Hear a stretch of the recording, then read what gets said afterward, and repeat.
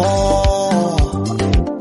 Umekuwa bigiji wa kutafune, uishe utamu wa kuteme. Aibu yako haunaga sehemu za siri, wote wanaijua siri. Mwanamke gani we dodo?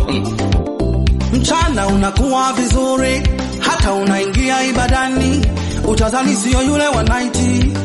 No. Mbona uwezo unao wa kutafuta pesa kwa njia nyingine, sio njia ya aibu hiyo? Kwani umepata ni